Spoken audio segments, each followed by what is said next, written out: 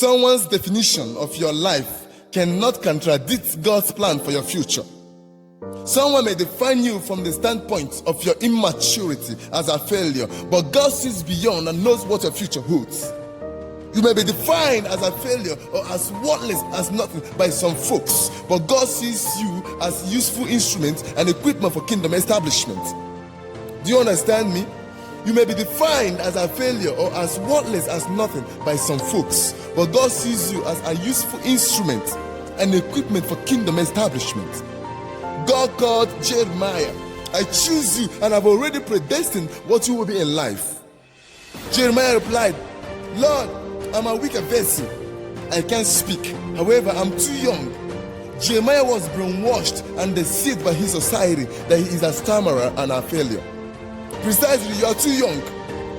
People define Jeremiah's inabilities of what they think his life was, but have no knowledge that God sees what his future is. What your life was is different from what your future is. People may define what your life was, but do not understand the ideology and psychological inception of what your future is in God's mind. To break it down to your understanding, your future is in God's reserve. You know, when something is kept in reserve, it's preserved for a special reason. God preserves your future personally in order to prepare you, equip you, nurture you, and launch you with great vision that is enigmatic to explain. Your real version has not yet been released. What people see or define is your shadow, not your real you. You know, shadow can be deceiving. They are deceived by what they think your life was. So, ladies and gentlemen, when someone defines you, don't bother yourself.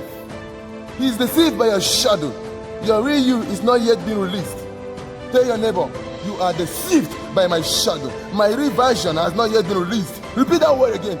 My neighbor, you are deceived by my shadow. My real version has not yet been released. To make it clear, God cannot call someone who thinks or rely on what he knows. He chooses the wicked vessels as his favorites for establishment, development, and achievement of his vision. In other words, for what seems to be God's foolishness is wiser than human wisdom, and what seems to be God's weakness is stronger than human strength. People define you as nothing and worthless because they only see the present, but forgetting that God determines the future. If you want to understand more of what I'm saying, God has the capacity, the ability to transform day into night.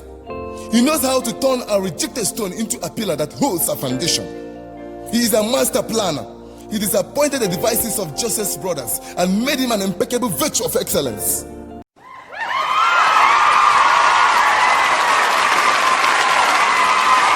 He shamed and disgraced Saul, who thinks how powerful he is, by using a little boy, David, as an instrument, a perfect equipment for the destruction of Philistine, an establishment, development, achievement of God's kingdom here on earth.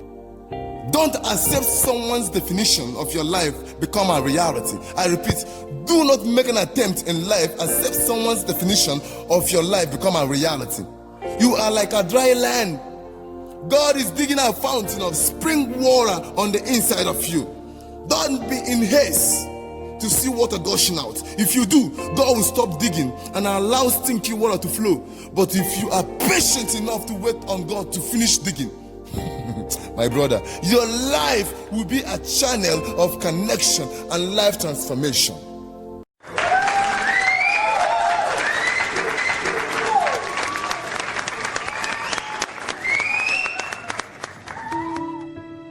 Always subscribe, like and share, even click the button for new videos. You're blessed.